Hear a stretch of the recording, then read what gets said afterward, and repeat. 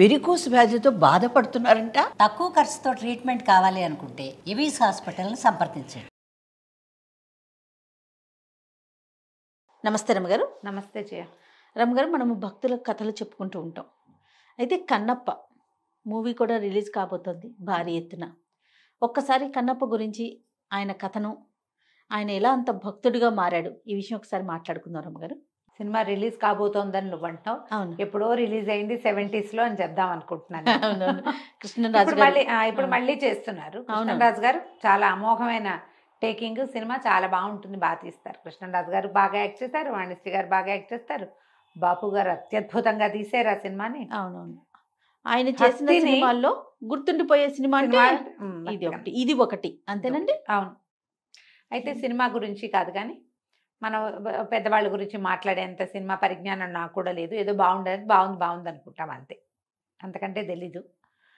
ఈ భక్త కన్నప్ప కథని ఆయన కన్నప్ప అయ్యాడు. కన్నప్ప కాదు ఆయన పేరు, తిన్నడు. అసలు పేరు తిన్నడు. తిమ్మప్ప అనుకో. తిమ్మప్ప కన్నప్ప అయ్యాడు. ఈ తిన్నడు ఈ పేర్లు బోయేవాళ్ళకి కదా ఉంటాయి. అయితే పూర్వ జన్మలో ఈయన అర్జునుడని ఒక కథ కూడా వినపడుతుంది. ముందు జన్మలో అర్జునుడు కిరాతార్జునీయ సంఘటనలో పందిని కొట్టాడు. ఆయన కిరాతార్జునీయం ఎప్పుడు జరిగింది? ఈయన తపస్సు చేసుకుంటున్నాడు. ఎవరండి? అర్జునుడు తపస్సు చేసుకుంటున్నప్పుడు ఆయన శివుడి కోసం తపస్సు చేశాడు, పాశుపతాస్త్రం కోసం, పరమేశ్వరుడికి సంబంధించిన అస్త్రం. దానికోసం తపస్సు చేస్తే అప్పుడు పరమేశ్వరుడు బోయవాడి రూపంలో వచ్చి ఒక పందిని వేటాడుతూ వచ్చాడు.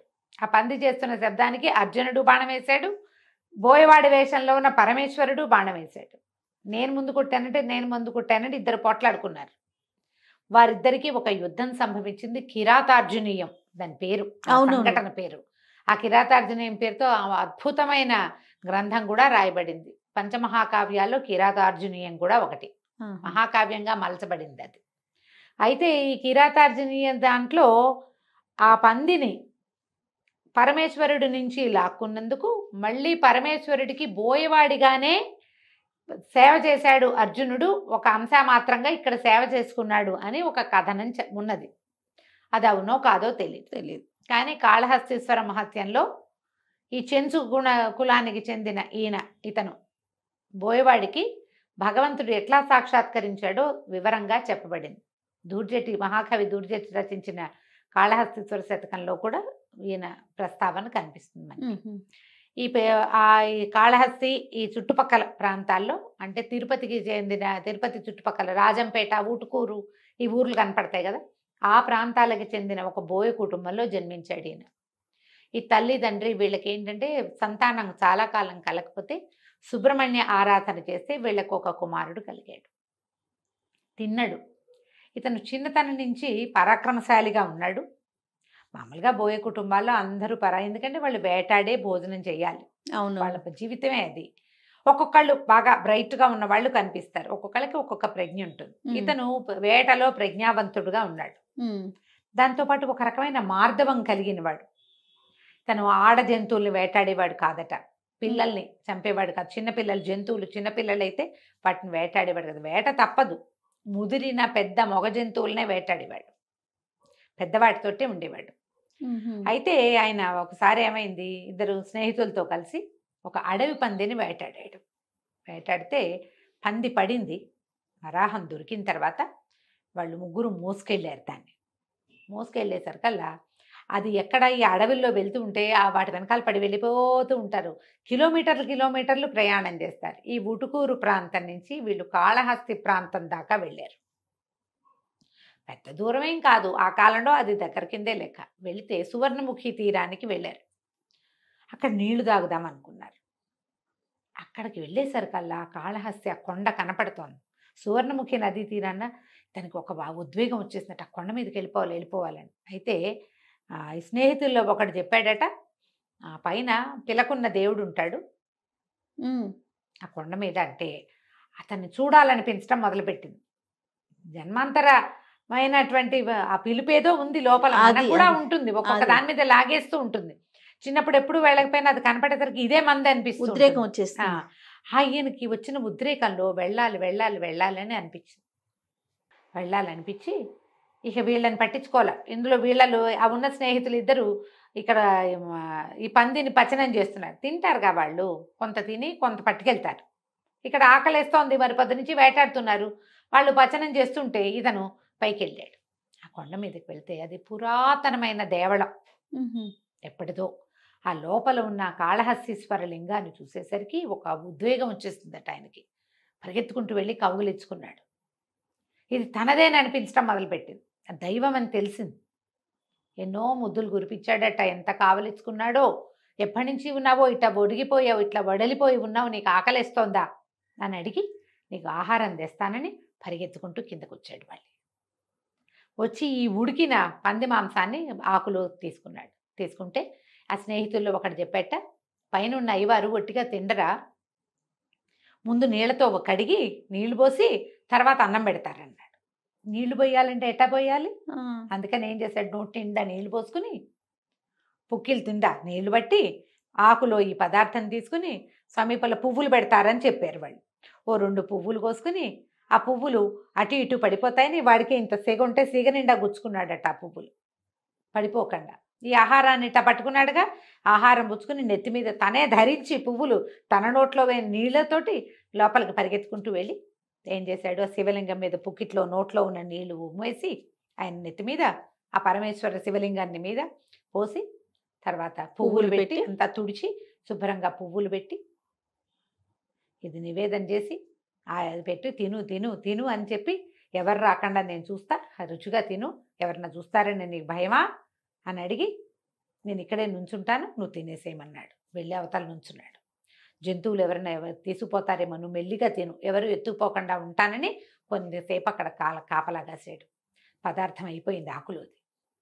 చూసుకున్నాడు, తినేశాడు శివుడు.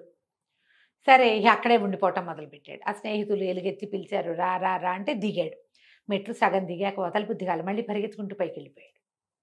2 సార్లు 3 సార్లు వాళ్ళు పిలవటం, ఇతను దిగలేకపోతున్నాడు, వెళ్ళలేకపోతున్నాడు ఎన్ని వదిలిపెట్టి. వాళ్ళు ఏం చేశారు, రేపొద్దు కానీ రాబా అని బలవంతం చేశారు. కిందకి వెళ్ళిపోయాడు. వెళ్ళాడు. రాత్రి ఎక్కడో పడుకున్నారు. తెల్లవారి మళ్ళీ వేటాడారు. కుందేళ్ళు ఏవో కనపడ్డాయి. మళ్ళా ఆహారం పచనం చేస్తే మళ్ళీ నోటి నిండా నీళ్లు పోసుకున్నాడు, మళ్ళీ పువ్వులు కోసుకున్నాడు. మళ్ళీ ఈ ఉడికిన ఆహారం మొట్టమొదటి శివుడికే పెట్టాలి, దేవుడికే పెట్టాలి నేనని పట్టుకుపోయాడు మళ్ళీ పైకి. 5 రోజుల పాటు రోజు వెళ్ళేవాట పైకి. వాళ్ళు ఇళ్ళకి వెళ్ళటం, సాయంత్రం అయ్యేసరికి ఇల్లు చేరిపోవటం ఏం లేదు. పెద్ద పిల్లలు అడవుల్లో పడి తిరుగుతూ ఉంటారు, ఎప్పుడో వెళ్తారు ఇంటికి. ఆహారం సంపాదించుకుంటూ ఉండటం, తినటం, తిరగటం అంతే. ప్రతిరోజు కొండ మీదకి వెళ్ళిపోతున్నాడు. ఒక 5-6 రోజులు అయ్యేసరికల్లా వీళ్ళకి భయం వేసింది. ఏమిటి వీడు ఇంత పిచ్చి అయిపోతున్నాడు అని వాళ్ళ అమ్మకి నాన్నకి చెప్పారు. వీడు ఆ కొండ మీద ఉన్న అయ్యోరి దగ్గరికి వెళ్ళిపోతున్నాడని, ఆహారం అంతా ఒక వంతు ఆయనకి పెట్టేస్తున్నాడని. దేవుడికి పెట్టడం తెలుసు వాళ్ళకి, దేవుడు తినటం ఏమిటో తెలియదు. ఇక్కడేమిటో దేవుడు తినేస్తున్నాడు అది. మరి అలాగే కనపడుతోంది. లేకపోతే ఎందుకు పెడతాడు వాడు మళ్ళీను? పైగా ఈ వెళ్ళిన వాడు ఇవన్నీ వస్తువులు పుచ్చుకెళ్తాడు. ఆ ముందు రోజు పెట్టిన పువ్వులు వాటిని కాలుతోటే శుభ్రం చేస్తాడు. వాడికి అదే తెలుసు. ఈ కథ ఇక్కడ జరుగుతూ ఉండగా ఈ దేవళానికి ఒక అర్చకుడు ఉండేవాడు. ఆయన రోజు వచ్చేవాడు. ఎప్పుడైతే ఈ కథ మొదలైందో, ఈ మాంసాహారం పెట్టున్న ఆకులు పువ్వులు కొంత మిగిలిపోతుంది. ఆకులు అంతా తుడుచుకుని తిండు శివుడు. తింటున్నాడో లేదో, అది అక్కడే ఉందో, నచ్చలేదా అంటాడు ఇతను. అందుకని మరి ఆయన ఏం చేస్తున్నాడు దాన్ని ఇది చూసి అలమటించిపోయాడు ఆయన. ఇదేమిటి, ఎవరు తెచ్చి పెడుతున్నారు ఈ పువ్వులేమిటి, అవి ఏమిటో పిచ్చి పువ్వులు, అవన్నీ దేవుడికి పెట్టే పువ్వులు కాదు, పరమేశ్వరుడికి కొన్ని పువ్వులే పెడతారు. ఎవరో వస్తున్నారు, ఏదో జరుగుతోందని ఆయన ఓహో దుఃఖించి పరమేశ్వరుడు వెనకాల పరి విధాలుగా ప్రార్థించాడు. ఆయన అన్నట్ట, నువ్వు ఒక పని చెయ్యి, రేపు పొద్దున్నే రా, నీ అర్చన ముగించి లింగం వెనకాల కూర్చో, ఏం జరుగుతుందో చూద్దు కానీ అని చెప్పాడు. ఇలా రోజు గడుస్తోంది కదా. ఈయన ఒకరోజు మంచి ముదురు లేడి మాంసాన్ని పట్టుకుని ఇక ఆయన తిన్నాడు. పైకి వెళ్ళేసరికి ఈయన చూస్తూ ఉండగానే ఏమైంది, పరమేశ్వరుడికి 2 నేత్రాలు, ఒక నేత్రంలోంచి నెత్తురు కారటం మొదలైంది. అడిలిపోయాడు ఈయన. ఇది తిన్నాడు. అయ్యో నీ కంటికి ఏదో వచ్చింది, ఏమైంది, ఎవరైనా కొట్టారా, ఏదైనా తగిలిందా, నీకు ఏదో జబ్బు చేసింది అని చెప్పి పరిగెత్తుకుంటూ వెళ్ళి ఏవో 4 ఆకులు నలిపి బోయే వాళ్ళకి తెలుస్తాయిగా, కన్ను ఎర్రబడితే పెట్టేవి, అది తెచ్చి పెట్టాడు. అవలా ఏం చేసినా కంట్లోంచి నెత్తురు రావడం మానలేదు. విపరీతంగా దుఃఖించాడు. అయ్యో అయ్యో నీకేదో వచ్చేసింది, నువ్వు ఇలా అయిపోతున్నావు, ఏమైనా ఆహారం పడలేదా, నీకేమవుతుంది, ఏం చేయాలి అని ఆలోచించి అప్పుడు కంటికి కన్ను పంటికి పన్ను సిద్ధాంతం గుర్తొచ్చింది అతను. బాగుంది, ఈ కన్ను తీసేసి, ఇది పాడైపోయింది, నా కన్ను తీసి పెడతాను నీకు, నా కంటితో చూద్దుగా నువ్వు అని చెప్పి ఏం చేశాడు, తన కన్ను పెకలించి ఈ శివుడి కన్ను తీసేసి తన కంటిని అక్కడ పెట్టాడు. ఆ వెనకాల ఉన్నవాడు నిర్ఘాంతపోయి చూస్తున్నాడు ఏం జరుగుతోందా అని. ఈ ఒక్క కన్ను పెట్టేసరికి రెండో కంట్లోంచి నీరు గారటం మొదలుపెట్టి మళ్ళీ నెత్తురు వస్తుంది రెండో కంట్లోంచి. భయం వేసింది. అయ్యో ఇదేమిటి, రెండో కంటికి కూడా జబ్బు చేసింది, పర్వాలా మనకు వైద్యం తెలుసు, ఒక కన్ను పెడితే తగ్గింది కదా, రెండో కన్ను కూడా నీకు పెడతానని ఏం చేశాడు, ఈ కన్ను మొదటిసారి ఓ కన్ను తీశాడు, అప్పుడు తన 2 కళ్ళల్లో ఓ కన్ను ఉంది కాబట్టి కనపడుతోంది, ఇప్పుడు ఎట్లా కనిపిస్తుంది, అందుకని ఏం చేశాడు, శివలింగం పక్కన నిలబడి ఓ కాలెత్తి గుర్తుగా తన బొటన వేలిని శివుడి కన్ను మీద ఆనించాడు. ఆనించి తన రెండో కన్ను పెకలించి కరెక్ట్గా ఎక్కడ పాదం ఆనించాడో అక్కడ పెట్టడం కోసం ఎప్పుడైతే ఈ తిన్నడి కాలెత్తి ఆ కంటి మీద పెట్టి కన్ను పెకలించడానికి, తన రెండో కన్ను పెకలించుకోవటానికి బాణం కొసపెట్టి తీసేశాడు. ఇట్లా చురకత్తులు ఉంటాయి వాళ్ళ దగ్గర, తర్వాత బాణాలకి కొస ఉంటుంది, దాంతో ఇట్లా పెళ్ళగిస్తున్నాడు. ఆ పెళ్ళగిచ్చేసరికల్లా గుడిలో గంటలు మోగినైట, దీపాలు వెలిగినైట, అనేక రకాల సుగంధ ద్రవ్యాల వాసన, గుడంతా ధూపం. పరమేశ్వరుడు లేచి బయటకు వచ్చాట. కన్నప్ప ఆగు ఆగు కాగని 3 సార్లు కన్నప్ప కన్నప్ప కన్నప్ప అన్నాడు పరమేశ్వరుడు. రెక్క చేయి పట్టుకున్నాడు. ఈ శివలింగంలోంచి వచ్చినటువంటి మహాద్భుత సౌందర్య రాసైనటువంటి పరమేశ్వరుడిని చూసేసరికి కన్ను ఇంకా పెకలింక పడలేదు కదా, అని అట్లా చూస్తూ ఉన్నాడు. అతనికి 2 కళ్ళు వచ్చేసినాయి. పరమేశ్వరుని ఆలింగనం చేసుకున్నాడట. నీ కన్నిచ్చి భగవంతుడికైనా సరే ఇంత చేసిన వాడు ఆ కన్నప్పగానే ఇతను గుర్తింపబడతాడని ఆయన వరం ఇచ్చాడు. ఈ వెనక కూర్చుని ఇదంతా చూసిన ఆయనకి, అతనికి కూడా పరమేశ్వర సాక్షాత్కారం లభించింది. ఆ కథ ఆయన వల్ల బయటకు వచ్చింది. సాక్షాత్ పరమేశ్వరుడు అయిపోయాడు ఈ కన్నప్ప కూడా. తర్వాత ఎంతో కాలం జీవించి తర్వాత ఆయనకి ముక్తి మోక్షం లభించింది. అప్పుడే పరమేశ్వరుడిలో లీనమైపోయాడన్న కథ కూడా చెప్తారు. మనకి సినిమా అనేసరికల్లా అతనికి భార్య అవి ఇవి ఇద్దరి మధ్య కొంచెం స్నేహం, అవి కథలు పెంచుకుంటారు కదా, అదంతా జరిగిందో లేదో మనకు తెలియదు. సాధారణంగా మనకు చెప్పబడే కథ అయితే ఇది. అతను చదువుకున్నది ఏం లేదు. అదేలేండి, భగవంతుడి పట్ల భక్తి అనేది ఒకళ్ళు నేర్పితే వచ్చేది కాదు. అవును, నేర్చుకుంటాం మనం రకరకాలు. అది లోపల ఒక భక్త్యావేశం అనేది ఒక చుక్కుంటే, కానీ చుక్క నుంచి రకరకాల ముగ్గులు పెడతాం. చుక్క ఉండాలి. ఆ చుక్క జన్మాంతరంగా రాబడుతుంది, ముందు నుంచి తెచ్చుకోబడుతుంది, ముందు నుంచి ఉండి. కొంతమంది చూడు ఇళ్లలో అందరూ భక్తి పరులే ఉంటారు, ఒకళ్ళు అథిస్టుడు నేనంటాడు. వాళ్ళు ఏంటో వాళ్ళంతా మడి ఆచారం, పూజా వ్రతాలు, నువ్వులు బోల్డ్ ఉంటాయి. వీళ్ళకి ఏ ఆసక్తి ఉండదు. వాడికి కూడా ఎప్పుడో కలిగితే కలగచ్చు, కలగని వాళ్ళని కూడా మనం చూస్తాం. అవును, ఈ భక్త్యావేశం అనేది అతనికి సహజంగానే కలిగిందని చెప్పబడుతుంది కథల్లో.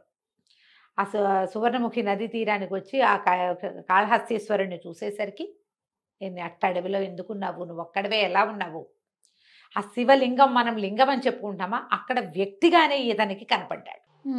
అది లింగంగా అని అనుకోవడానికి వీల్లేదు. ఒట్టి రాయిని చూసి అతను ఆకర్షింపబడ్డాడంటే అందులో ఒక సౌందర్య విశేషం తెలిసింది, అతనికి కనిపించింది, అంతే. ఆయన కనపడింది. భక్త్యావేశం వల్ల అతని లోపల ఉన్న మార్ధవాన్ని భగవంతుడు పెంచాడు. చూడు పద ఎంత బాగుంటుందో. సినిమా కూడా బాగా తీశారులే, పాత సినిమా బాగుంటుంది, మరి లేటెస్ట్ది అవును చూడాలి. కానీ తెలీదు మనకి ఇప్పుడంతా బోల్డంతా టెక్నాలజీలు పెరిగాయి కాబట్టి అవునవును, బోల్డన్ని గ్రాఫిక్స్ గీఫిక్స్ చాలా రకాలు యాడ్ చేసి ఉండొచ్చు. కథ ఇది. ఈ భక్త కన్నప్పని మనం భక్తాగ్రగణ్యులుగా చెప్పుకుంటాం. ఈయన శివుడిని ఏమని పిలిచాడు, ఏం మాట్లాడాడు, శివుడికి ఏం పెట్టాడు, ఆయన పెట్టలేదా, మేము పెడితే తిండా, ఇలాంటివి మాట్లాడతారు. అసలు మాట్లాడచ్చమ్మా? అస్సలు మాట్లాడడానికి ఏమైనా రమ్మగారు, అసలు ఏమిటి ఇది, అసలు అతనేమిటి, ఆ కాలం ఏమిటి, అది కదా చూడాలి. అది కదా, మనము అతను ఒకళ్ళేలా అవుతాం, ఒకళ్ళ అవ్వం కదా. పోల్చుకోవటానికి కూడా అసలు ఆ మాటలు ఏమిటో జనాలంతా అలా చాలా సులువుగా. అద్భుతమైన భక్తుడు కదా రమ్మగారు, అద్భుతమైన. కాళహస్తీశ్వర మహత్యంలో శ్రీకాళము చెప్తాం కదా, మన సాలెపురుగు, పాము, ఏనుగుతో పాటుగా ఈయన కూడా శ్రీకాళహస్తీశ్వరుడి యొక్క పరమాద్భుత భక్తులలో అగ్రగణ్యుడు కన్నప్ప. కన్నప్ప కూడా దేవాలయం ఉంది కదా, అక్కడ కన్నప్ప అవును. గుడి ఉంది కదా, అవును. పైన కొండ మీద ఉన్నట్టుగా కనిపిస్తాడు.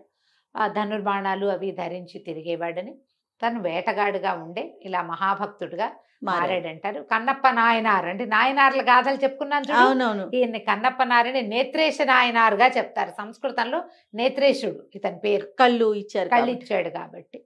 అది కథ. అద్భుతమైన భక్తుడు. మరి వచ్చే సినిమా కూడా చాలా చక్కగా ఆడాయి, సక్సెస్ని పొందాలని అనుకుందాం. రమ్మ గారు నమస్తే. నమస్తే.